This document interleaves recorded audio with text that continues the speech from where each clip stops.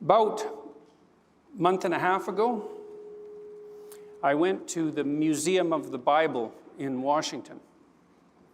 And that was pretty interesting. It's a really good museum. If you ever go to Washington, I would highly recommend it for what that's worth. It's very carefully done, very comprehensive. And it struck me while I was going through the museum that although in one sense it was a museum of the Bible, in possibly a deeper sense, but possibly not, it was a museum of the book. They'd set up the museum so we walk through the history of the Bible chronologically. You can walk through it a variety of different ways in the museum, but that's one of the pathways through the museum. And so it was a history of a technology, and the technology is the technology of the book. And in some sense, one of the things I really realized that the museum brought home for me was that all books grew out of in some profound sense, particularly in the West, all books grew out of the Bible. And so that's interesting to me. It's interesting to me partly because we seem to have a lot of trouble in our culture now agreeing on what might constitute a valid canon of books. I mean, part of what the humanities offered, well, certainly part of what religious tradition offered, was a canonical book. I mean, Judaism has a canonical book, and Christianity has a canonical book, and Islam has a canonical book, and all the major Abrahamic religions have agreed that, in some sense, the followers of those religions are people of the book.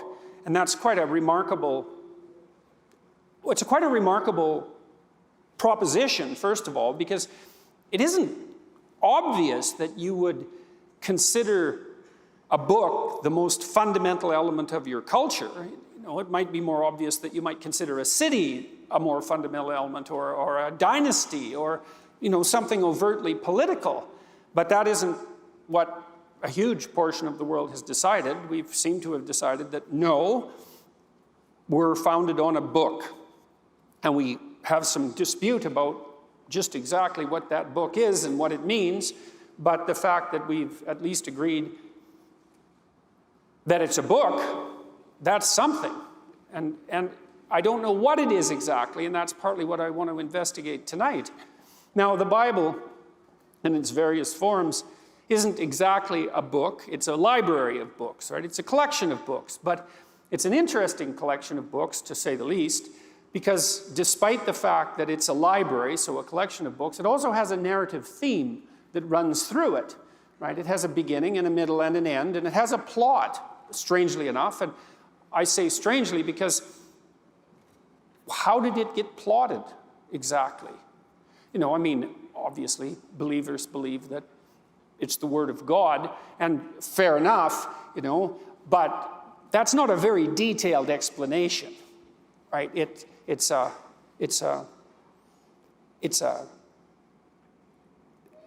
religious interpretation, but it's shallow in some sense. It lacks detail. It still doesn't explain in any fundamentally compelling sense how the narrative got organized across time. And you say, well, it's the Spirit of God working through the multitude of people who aggregated the Bible and transmitted it. And fair enough. It's still not a deep enough level of understanding to make me feel that when for what that's worth, when I encounter that explanation, that it's been thoroughly explained. And, that's not a criticism precisely. Anything that's complex is susceptible to ever-increasingly deep explanations. In some sense, if something's deep, you never get to the bottom of it, and all explanations are insufficient. But I think it's a remarkable fact, speaking psychologically and historically, that there's a book at the basis of our culture, and that's how we define the culture, as based on the book, and that it's a collection of books, and that the collection was aggregated so that a plot emerges from it. And Christians take that idea one step further in some sense, because they assume that not only is the Old Testament a library of books that has a plot, but that implicit in that book is the New Testament. It's somehow their a priori before the events actually unfold. And that's an extremely bizarre and interesting idea, and it's very difficult to know what to make of it. So I was thinking these things when I was going through the museum, and I was thinking about the idea of the canon and about the idea of fiction and truth and about the idea of literary depth, all of those things, trying to make sense out of them, partly because, as I said, we now seem to have reached an impasse in our culture about what can be validly considered canonical. And part of the way this came about, I have to take a detour through the history of ideas, is that it was discovered in a variety of different disciplines after the Second World War, really, I would say starting in the 60s, that the problem of perception was a much more intractable problem than anybody had heretofore suspected. And so that emerged partly in the field of artificial intelligence when the first artificial intelligence researchers who were interested in robotics tried to make machines that could operate in the real world like animals could, or like people could, to build robots. The idea to begin with was that the difficult part would be programming the robot to operate in the environment. The easy part would be getting the robot to perceive the environment, because after all, there it is. You just have to look and everything's self-evident. And it turned out that that wasn't the case at all. And this was reflective of a philosophical problem that had been recognized by David Hume sometime earlier, which is the problem of the relationship between what is and what ought to be. And David Hume believed that there was an unbridgeable gap between the factual world and the ethical world, in some sense, that you never had enough facts at your disposal to compute your trajectory into the future with any degree of certainty. And I think that's been proven true beyond a shadow of a doubt as a consequence of recent investigations, which have demonstrated not least that, well, one of the problems is that, and this is associated with the problem of perception, is that there's an infinite number of facts. And so how do you guide your actions in light of the facts when there are endless facts about absolutely everything, absolutely everywhere, all the time? Which facts do you attend to guide yourself forward? Which facts do you prioritize? And which do you ignore? Because obviously you have to ignore most of them because there's a near infinite number of facts, and you're not going to pay attention to all of them because you can't. And so how do you decide what not to pay attention to? And the answer is, you don't know. And that's the general answer, is which we don't know. And it's exactly the same as the problem of perception, because when you look out at the world, or hear the world for that matter, or taste the world, any of those things, any sensory interaction with the world, is there's way more things to look at than you can possibly look at, and yet you do look at things and you see. And then the question arises, how do we do that? And the answer is, we don't know. And it's such an intractable problem that we haven't been able to build machines that can do it. That's why we don't have general purpose robots. And you know, I think the closest thing we've got to them probably so far are Elon Musk's self-driving cars, but you still don't really see those everywhere, right? They cracked that problem 80%, maybe something like that, but that last 20% is not going to be so easy. And it's partly because, for example, you know, imagine that there's a navigation problem, that having a car propagate itself down the highway is a navigation problem. And you might think that's a technical problem. You need to know where the road is, the edges of the road and so forth, which isn't so easy because roads don't actually have defined edges, but that's one of many problems. And so we've had to put up a whole satellite system to map the roads in detail and to feed that information into the cars, and the cars can compare where they are on the road to the satellite image. And they have to have very detailed perceptual knowledge of the world to operate, but then there's additional problems that have to do with navigation that aren't so obvious. For example, let's say you're driving down the road and there's a mother and a child in a pram on one side of the road, and there's like 3 old women on the other side of the road, and you have to run over one set of them. And that actually turns out to be, in some real sense, a navigation problem, obviously, but just as obviously, it's an ethical problem. And how do you solve that? And the answer again is, well, you don't know. If you were in that situation, I don't know what you would decide or how you decide it, but I do know that you don't know how you would decide it. And actually, our navigation problems are always ethical problems. At least that's the proposition that I want to offer you tonight, is that our navigation problems are always ethical problems. And that the problem of perception and the problem of ethical endeavor are the same problem. And this is, I think, if I've made any radical claims in my life, and I suppose I probably have, the most radical claim is that, and it's becoming increasingly radical, I think in some sense, is that we can't see the world except through an ethical framework. It's actually technically not possible. And this is a new realization. I mean, we had Hume's observation that you can't easily get from what is to what ought to be. And that's an early statement of the same problem.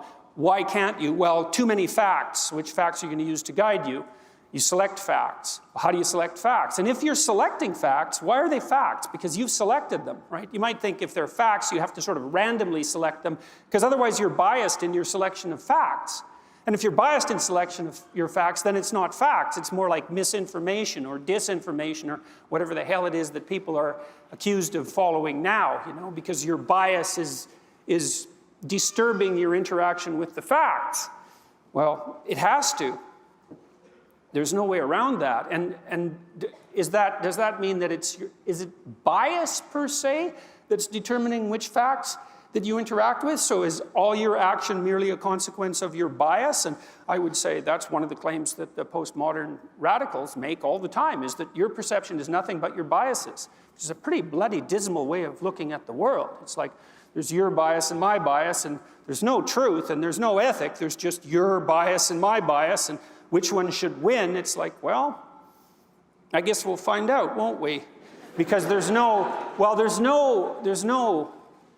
appreciation in that realm of philosophical inquiry for the notion that there is an ethic, like a fundamental ethic, that has some basis in, let's say, some basis in reality, a transcendent ethic that's real, and certainly no appreciation that that ethic is something that people could mutually explore as a consequence of their goodwill and their honest discourse. Those are propositions, right? They're deeply embedded in Western culture, and I think they're fundamental to the people of the book. They're particularly well developed, well, both in Judaism and Christianity. I don't know the development as well in the Islamic world, but no, we do believe that, as believers, that people are of divine worth and that they can exchange information honestly, and the information is actually about the world, and that there is such a thing as an ethic, and that ethic is related to the integral worth of each individual, and that worth manifests itself, let's say, in our capacity for honest speech, and that capacity for honest speech is in some real sense redemptive, and we do believe that, and that's part of the religious presuppositions in which our whole culture is embedded. I say religious in part because I think they're first principles, and maybe you could define what's truly religious as what is a first principle. Now, if you're thinking about it psychologically, there are what would you say? There are phenomena, I suppose, that we regard as part of the realm of depth, what's deep in literature and what's deep in philosophy. And I would say technically that the realm of the religious is the realm of what's deepest, and what's deepest is first principles. And maybe you come to those first principles, maybe in some sense you have to abide by them as a consequence of faith. You know, you choose to live a certain way. You choose to live, for example, as if other people have worth, and you do too, and that worth is absolute in some sense. And you know, if you're an admirer of the natural rights tradition, well, you would claim that we derive our notion of natural rights from a deeper understanding that each of us is of fundamental and intrinsic worth, which I think is pretty much akin to making the biblical claim that man and women are created in the image of God. If God is emblematic of what constitutes the highest worth, and we're made in that image, that means that we partake in what's of absolute worth, and then you decide, in some sense, to base your whole society on that presupposition. And it looks to me like societies that do accept that presupposition and move forward from that first principle, produce the sorts of societies that people would rather live in if they had their choice. And societies that don't accept those first principles don't. And I don't know if that's proof, because when you ask a question like that, you have to ask the question of, well, what are you willing to accept as proof? And, well, that's a very, very complicated problem. But it does seem to me that societies that presuppose intrinsic worth at the individual level, which is a very weird proposition given the radical differences in ability between people. It's much easier in some sense to see that highly successful people are much more worthwhile than people who are poverty-stricken and struggling, or that people who are highly intelligent are worthwhile in a much more fundamental way than people who aren't. I mean, you could say that with regard to every individual difference and every talent. It's a much more natural way of thinking. The notion that we're all of intrinsic worth despite our variability, it's like, that's a hell of an idea. It's absolutely amazing to me that that idea ever obtained any purchase anywhere under any conditions. You know, we sort of think about it in some sense as self-evident now, although it's subject to intense questioning at the moment. But that blinds us, I think, to just exactly how miraculous that idea really is and how unlikely it is. And yet it seems to be a fundamental necessity for the organization of the kind of social institutions that we would choose to inhabit if we had our choice. And so, you know, that's interesting. Back to the problem of perception and the biblical corpus. Well, the AI types discovered, much to their chagrin, that perceiving the world was unduly complicated. And so, it's the rubber hits the road in some sense as a consequence of those dilemmas that I just described with regards to self-driving automobiles. It's like, well, if it's one group of vulnerable people on one side of the road and another group of vulnerable people on the other side of the road, and you have to run over one set, what do you do? And the answer is, well, we don't know, and we do compute that. And how do we compute that? We're going to have to figure that out. If we're going to build machines that are going to do that, they're going to have to be able to think ethically, and that'll mean we'll have to understand what it means to think ethically, and we don't understand that because it's really, really complicated. And so the problem of perception arose to bedevil robotics, and it's certainly not a problem that we have solved, which is why we don't have general-purpose robots. Some researchers believe that that problem won't be solved in the absence of embodiment, that a robotic intelligence has to be embodied before it can act in the world in any real sense, because perception is dependent on embodiment. And I think that's very interesting, especially in relationship to particularly to the Catholic emphasis on the resurrection of the body and the valuing of the body as opposed to the mere spirit, you know, that the body is actually a necessary precondition even for perception in some way that we didn't understand before the last 50 or 60 years. So anyways, when this problem arose in the AI world, it simultaneously arose in, of all places, well, in psychology, in relationship to the problem of perception, which psychologists are still beetling away trying to solve with some success. But more particularly, it arose in the humanities departments, especially in departments that were associated, concentrating on literary criticism. Because the literary critics, especially the French, the postmodernist types, came to a similar realization at some point. I'm condensing a lot of work here, but their basic proposition was, well, how do you know when you've landed on the proper interpretation of a text? And the answer is, well, we don't know.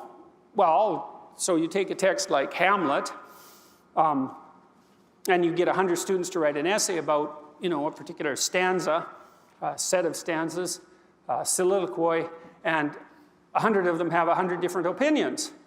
So, well, like, which opinion is right? And if none of them are right, well, does the text mean anything? If there can be 100 different interpretations of only one tiny section of the text, and you can't decide which interpretation is the right interpretation, how do you know there's any interpretation at all? And so how do you know the text is meaningful in any real sense if you can't even agree on what the meaning is? And you can certainly see how that problem bedevils something like biblical criticism, because biblical stories are susceptible to a very large number of interpretations. That's for sure. And so if you can't agree on the interpretation, well, how do you even know that there's anything of any meaning there at all? It's like, hey, we seem to have been able to manage it. We seem to have come to some consensus about what constitutes, let's say, quality, high-quality literature rather than low-quality literature. We seem to remember the high-quality literature, perhaps, and to transmit it, and we don't remember the low-quality literature. At least that's what the humanities types would suggest. And something like that winnowing, historical winnowing, seemed to be at work as we aggregated the stories that became the biblical corpus as well. Right? These were picked out from a wider variety of other ancient stories and made canonical for reasons that we don't understand. All sorts of decisions were made about which books to include and which books not to include and what order to include them in, and that's a mysterious process. We seem to have done it. And we've had wars about it too, because it's a complicated problem. So the postmodernists then thought, hey, well, here's a problem.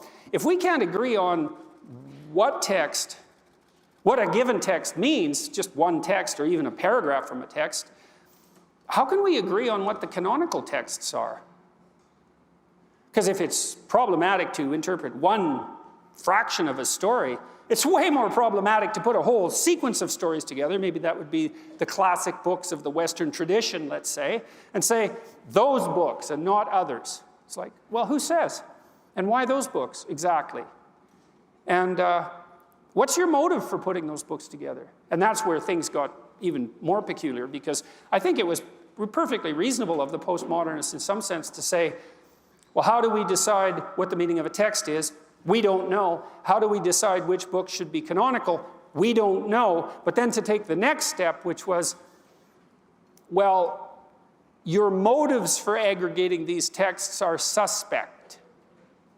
And it looks to us, this is where the Marxist twist came in, extraordinarily and appropriately in my estimation, is that it's nothing but your will to power that aggregated those texts.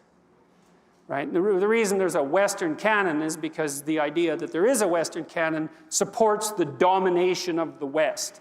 And it was that drive to domination that was the spirit that aggregated the texts to begin with and that justifies their choice as canonical. And that's your support for that canon is either your conscious participation in that, let's call it structure of oppression, or the manifestation of the same will to oppression operating within you. And that's sort of where we're at now in our culture, because that's the accusation. And I'm not very fond of that idea, partly because, although I do agree that we don't know how we make sense out of things. We don't know. But that lack of knowledge, that ignorance is where it should have stopped in some sense. There should have been an investigation there. It's okay, we don't understand this. We shouldn't have leapt to a quasi-Marxist determination that said, oh, well, it's all will to power. It's all the desire to dominate, right? And because that's, well, first of all, really, you're so sure of that, are you? What makes you so sure of that it's will to power that's the organizing principle, let's say, for society as such? You really believe that? Does that work in your personal relationships? Is that how you conduct yourself with your wife or your husband? It's domination all the way. And the same with your friends. It's domination. And when you go out, you have a business. And of course, if you're radically left, you assume businesses are oppressive structures to begin with because you're jealous and stupid. And well, and also because sometimes they are, because structures do warp and bend, and they can tilt towards oppression and tyranny, and human structures are susceptible to that. But that's a deviation, as far as I'm concerned, from certainly, I would say, from the norm, but certainly from what's optimal. And is it your relationship between husband and wife is governed by nothing but power? That's sort of the patriarchal oppression theory of marriage theory. It's like, well, women have always been dominated by men. That's the historical reality. It's like, really, that's your story for the entire corpus of the cooperation and competition between men and women since the beginning of time. It's essentially domination and nothing else. That's how it works, is it? It's like, I don't think there's a bloody shred of evidence for that, by the way, because I've looked at the principles that appear to underlie the establishment and maintenance of stable social institutions at the micro level, so let's say within the confines of an intimate relationship, and among friends and among business partners and among, well, political entities for that matter. And it looks to me like all the evidence suggests that it's something a lot more akin to reciprocal altruism and honest trade than it is akin to domination by power, because it's just not stable. You know, if you're around people who do nothing but exploit you, so you're going to participate in that voluntarily? You're going to do your best in a situation like that, or are you going to fight it in small ways and large and bring it to its knees? And I really do believe the answer to that's quite clear. Those systems don't work. And it's also the case that psychopaths, for example, who probably do operate in the world primarily on the basis of power, aren't successful. And they never get to be more than about 3% of the population, because it's just not a successful strategy. You can oppress people and exploit them to some degree, and that might be better, you know, in a biological sense than just laying on the floor doing nothing, you know, as a reproductive strategy, but it's not successful enough so that it characterizes the bulk of human beings. It just doesn't work, and it doesn't even characterize animals. If you look at the principles upon which animal societies for social animals are structured, especially complex animals, mammals, it isn't obvious at all that it's the meanest, scariest, toughest guy who climbs to the top and then hangs on by brute force. It isn't even the case for chimpanzees. So, all right, so if it's not power, then what is it? Well, I suggested it's something like reciprocal altruism, and that's a biological term, but it's something like do unto others as you would have them do unto you as the basis for social organization. You know, it's something from me, something from you, something from me, something from you, and not in a zero-sum manner either, understanding that if we treat each other as if we're both of worth and we act honestly, that we can both have more of what we want and need than we would if we were operating independently. And isn't that the basis for your relationships? Fundamentally, you get married because you assume that you're better in the marriage than you would be outside the marriage. And I don't mean things are better for you in some narrowly selfish sense, although perhaps that's also true. I mean better in general, right? You're wiser because you have a partner. You're more careful. You're more attendant to the needs of others. And you can think of that as, you know, finger wagging, you should be more attendant to the needs of others, but you can think about it as proper ethical training too, because if you learn to treat the person you love with a certain degree of respect and reciprocity, maybe that prepares you to do that with other people. At least you've got some practice that way, and isn't it better to run a business under those auspices? Anybody who's run a successful business is inclined to say yes. I mean, you have to make tough decisions, and sometimes you have to be cut and dried and maybe even somewhat cruel to make the proper decisions, but still, you're fundamentally looking at something that is akin to voluntary cooperation and voluntary and the voluntary choice of the people that you associate with, voluntary association, exactly that. And the right to speak your mind, hoping that if you do speak your mind, you can keep the pathways in front of you clear. And so, well, so back to the biblical corpus and the museum. I mean, I was thinking about all these things that I've sort of laid out in this scattershot and impressionistic manner. I was trying to solve the problem of the canon. How do we figure out what's canonical? It's like, well, is it merely, we pick the books that justify the dominance of our culture. Well, first of all, you have to presume that we basically identify as human beings with groups to take that tack, right? Because we're trying to support the domination of our culture. I don't think that way. I don't think most people in the West think that way. I think most of us think at the level of the individual. And I think that's more appropriate. And so the idea that we aggregated a canon to justify the domination of our ethnic group, I think, no, I don't think so. I mean, fair enough, and sometimes things go in that direction, but fundamentally, no, I don't think that's it. What's canonical? How about this? How about the more texts a text is influenced, the more canonical it is? That's pretty damn straightforward, and it seems straightforward enough, so I don't even know why it would be questionable.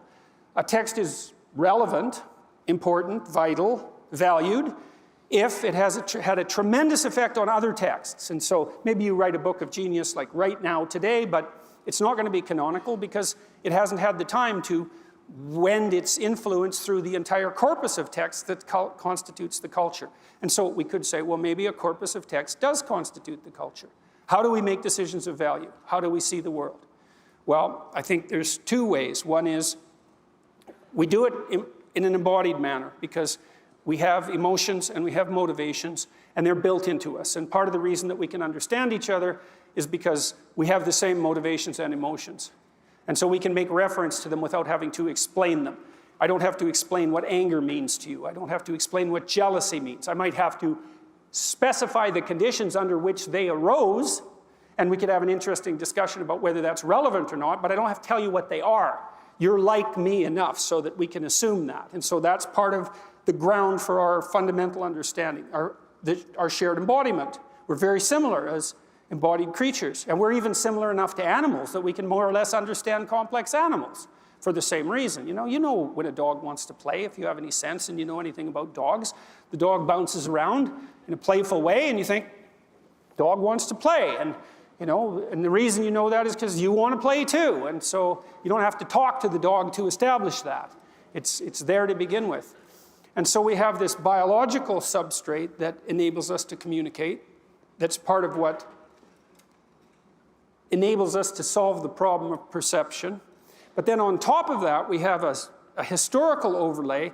And I think, and this is the point of this talk fundamentally, this is the idea that I've been wrestling with most recently, is that imagine that you had a map of all the books that there are in the West. I'll just stick with the West for now because that makes things easier. You have a map of all the books that there are in the West, and you could map out the relationship between every book and every other book, the dependencies. And you'd find, for example, that you should read Hamlet because a lot of other books refer to Hamlet, or you should read Shakespeare because a lot of other books refer to Shakespeare. And if you don't understand Shakespeare, then there's a whole bunch of books you can't understand. And then you might say, well, to understand Shakespeare, what should you have read? And the answer to that could easily be, well, you probably should have read the Bible. And maybe that's a claim that you could make about wanting to understand any book. Because if you mapped out the relationships between all the books that there are, you'd find that the most fundamental book is the biblical library. And I think that's even merely true historically. It's partly why the Museum of the Bible was so interesting to me, because walking through it, you'd see how the book aggregated itself across time and became fundamental. And the first book that was really widely available for printing, purchasing, and reading was the Bible. And all the books that we know about now, the millions of books that we have, emerged from that base, that trunk. And they're all related to that. And it's certainly possible that without an understanding of that fundamental book, you can't understand all the other books. And maybe it's possible that without an understanding of that book, you can't understand other people. So, to be people of the book means that we're all inhabited by the same book, but it's probably more complicated than that. Like, it's not just the Bible, because there's lots of books.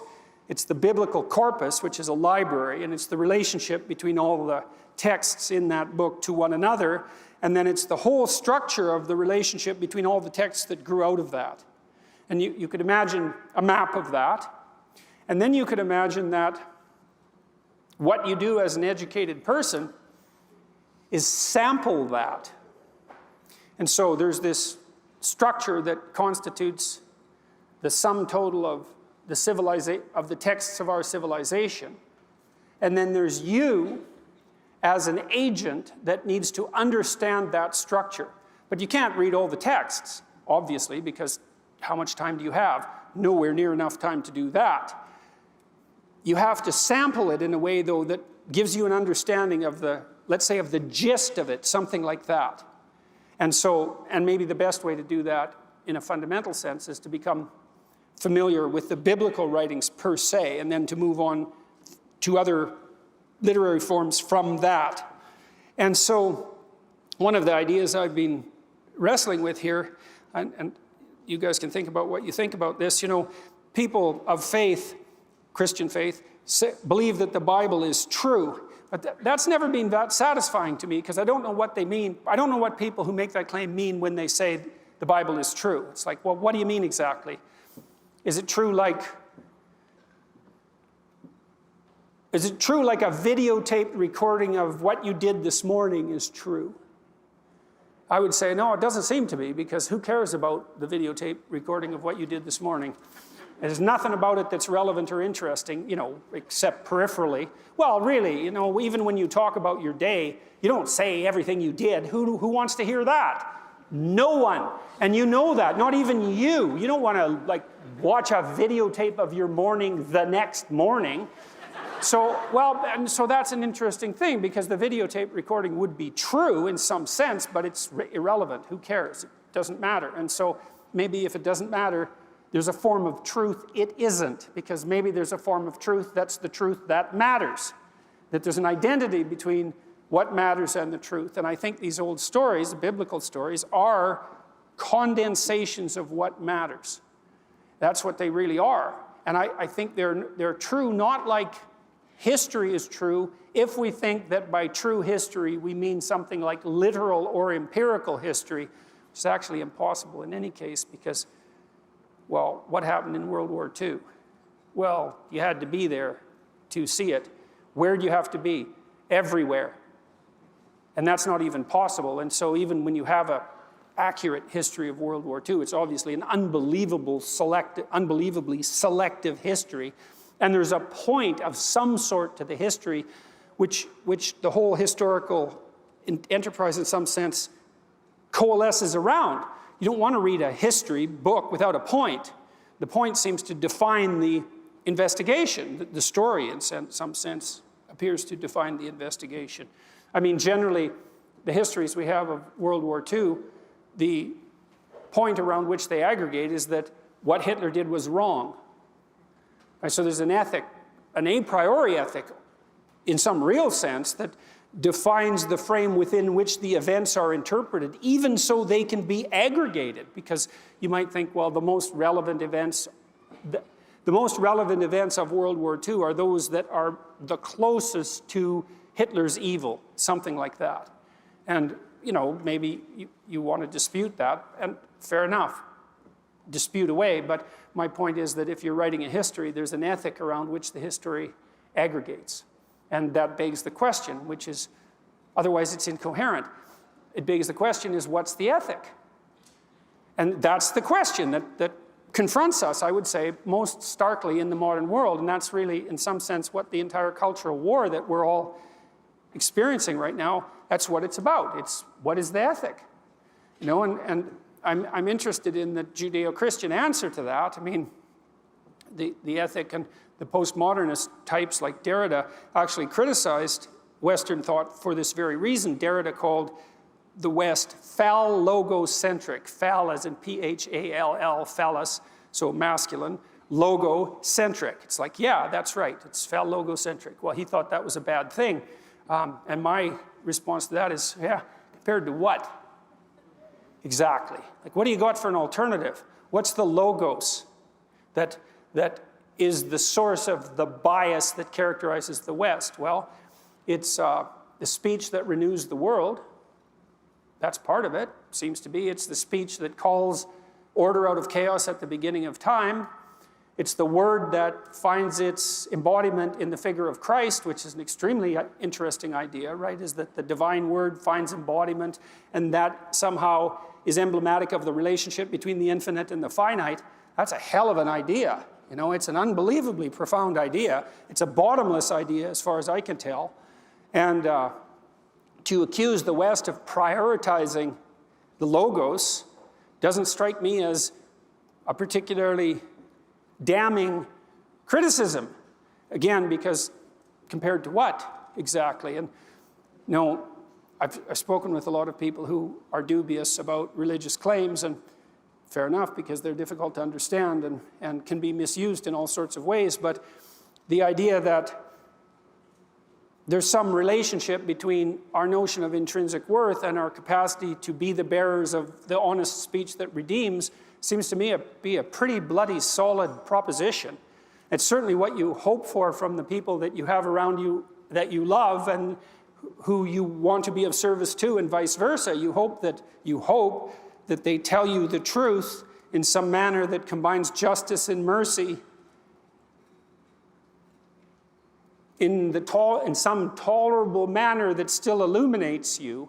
You're bloody fortunate if you've got that, and I think you do search for that in every relationship unless you've become bitter and cynical, and that's its own set of problems, and it's not like anybody necessarily wants to go there, so I don't think we'll bother with that, exploring that tonight. And so I've been more and more thinking of this as a definition of what constitutes religious truth. So I think we have to look at the world. I think the structure we look at the world through has to be a structure of ethics. I think it has to be.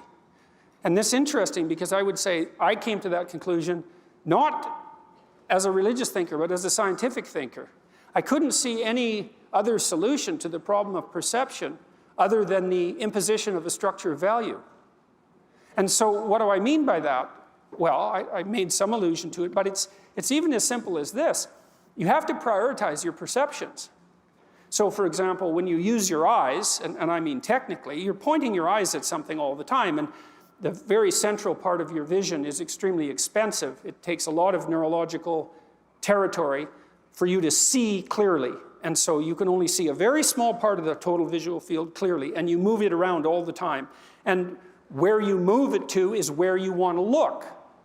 Well, where do you want to look? Well, you look where you think it's important to look. So I'll say that again. You look where you think it's important to look. And that means that, well, a hierarchy of importance is no different than a hierarchy of value. They're the same thing. A hierarchy of priority is the same as a hierarchy of value. And a hierarchy of priority and a hierarchy of value and an ethic are all the same thing, right? Because you're going to look at what you believe to be of cardinal importance. Otherwise you look, well, if you're talking to someone and you look at their feet, that's not going to be going very well, right? First of all, they're not going to be very impressed with you because they actually want you to look at their eyes. And that's because we communicate value with our eyes. And we do that directly. Our eyes have even evolved to do that. Our eyes have whites around the iris so that you can see where people point them. Because it's that important to know what people think is important. We see the world through a structure of value. And I think that a huge part of that structure of value is actually derived from the entire set of texts and their interrelationship that have the biblical corpus at their base. And so it seems to me that I think you can make a pretty damn strong case, maybe on scientific grounds, that you can't see the world except through the lens of the Bible. Like literally, you actually can't see it. Now, if it's not the Bible, it might be some other corpus of texts, but it might be. It isn't. And if it was, well, is it going to be a corpus of texts that we share? Because if it isn't, then we can't share our perceptions and our values, and if we can't share those, then we fight. Those are the options, right? We either stabilize our hierarchies of value in some way that we agree upon mutually, or we fight. Or we're unbelievably chaotic and confused, and that'll just produce fighting in any case. And so we have this structure of texts built from the bottom up. It's predicated on the biblical narratives, and the texts exist in relationship to those underlying narratives and derive a fair bit of their meaning from the meaning of the underlying narratives, and vice versa, And so then is it possible that biblical truth is the sort of truth that is the precondition for truth? Right? Because you think, well, it's religious people make the claim, people of the Bible make the claim, the Bible is true. Well, there's all sorts of different kinds of truth. That's an interesting claim, but it's not very elaborated. It's insufficient.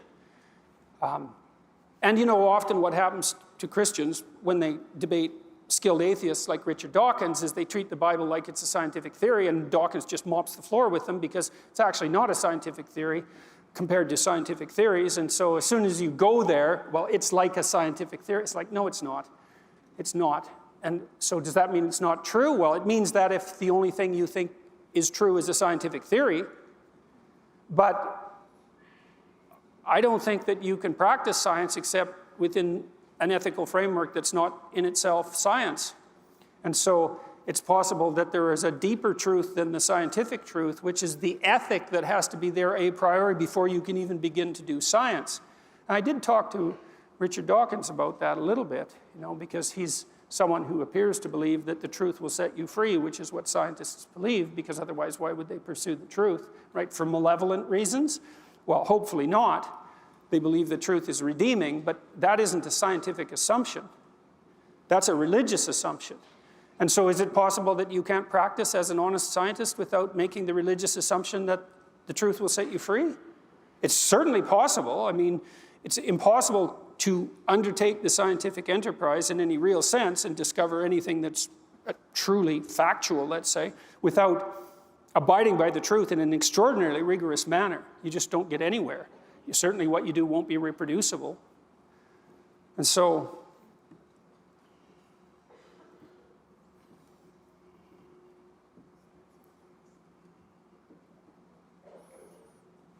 I know maybe I'll wrap up with this. Maybe I can make this a bit clearer. So I spent a lot of time studying cybernetic models of perception. And so those were models of perception that were informed by artificial intelligence theorizing, stretching all the way back to a man named Norbert Wiener, who established the field of cybernetics. And he basically claimed that you organize your perceptions in relationship to a goal. So, for example, if I want to walk across the stage, then I'll specify my endpoint, and I'll see that in high resolution. And then I specify the pathway, and the observation of that untrammeled pathway produces positive emotion, because positive emotion is an index of an untrammeled pathway towards a valued goal, which is also something that's very interesting to know, because it suggests that there's no positive emotion without a goal. It also suggests that the more noble the goal, the more complete and elevated the positive emotion. And that could be true. That could be true, And it's the case as well that when you organize your perceptions around a goal, that provides a container for your negative emotions. So if I want to walk across the stage because I think that getting to the other side is preferable to being here, so that's a hierarchy of value, that place is better than this place, then when I observe myself undertaking the actions that will get me to that place, that's comforting and provides security, because it shows that the structure that I'm using to organize my perceptions and to reduce the world to manageability is sufficiently accurate so that I can implement it. And so we seem to inhabit those structures all the time. Whenever we're looking at the world, whenever we're interacting, we specify a goal, and so that's an ethical enterprise, and we organize our emotions within the specification of that goal, and then we produce hierarchies of goals. So, you sit down in front of your computer so you can write a paper, and you write a paper so that you can finish an essay, and you finish an essay so that you can get a grade in a class, and get a grade in a class so that you can graduate with a degree, and you do that so that you can get a job, and you do that so that you can be, a good husband, a good wife, a good citizen, and you do that so you can be a good person. There's a hierarchy of ethic that permeates the entire enterprise, right from the microcosm up to the macrocosm, and I think that's something like the whole landscape of religious value, with the outermost container, so be a good person, let's say, that's the ultimate aim of the religious enterprise. That's something like the imitation of Christ in the most fundamental sense, and all the things that you do within that are a reflection of that, or you're confused and chaotic. And if everyone's doing that at the same time, then you have a society that's integrated and aiming up and capable of telling the truth. It's something like that. Does that seem reasonable? And so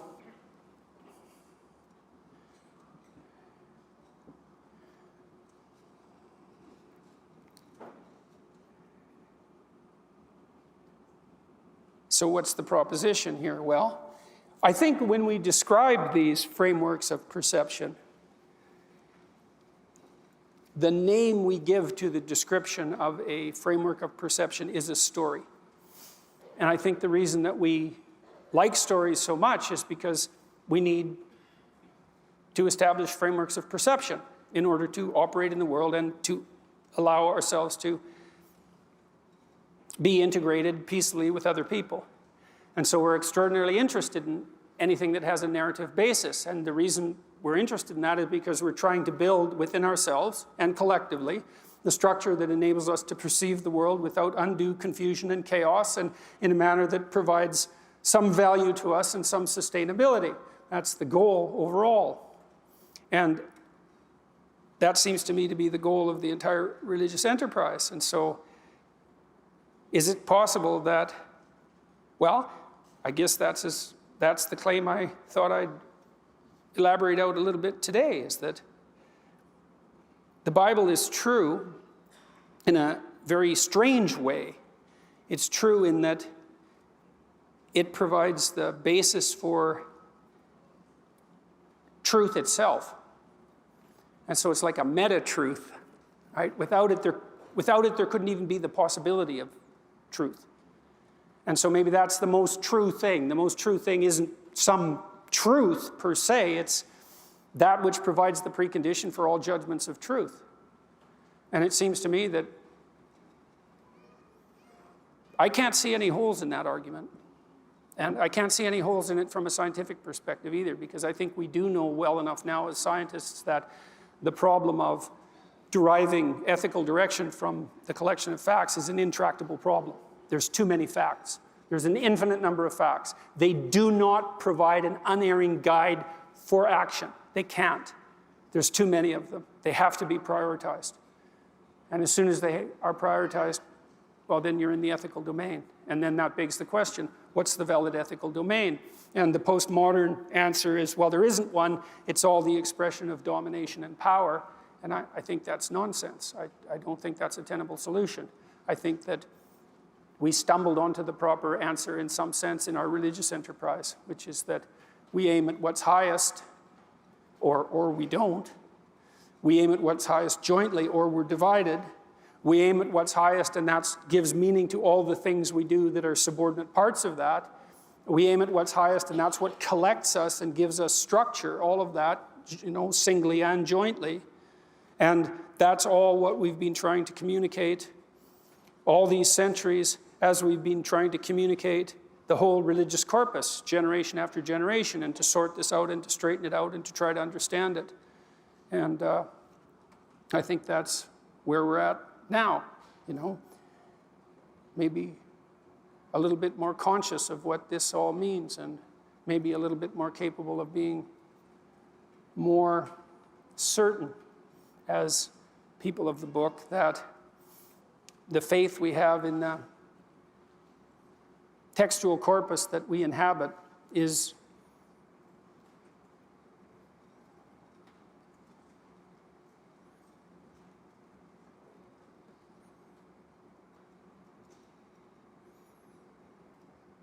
we just haven't done better than that. And we strive to flesh it out, we strive to understand it, but fundamentally, it seems to be true in that fundamental sense that I just described, which is not merely true, but the precondition for truth itself. And so that's what I thought I would talk to you about tonight. So.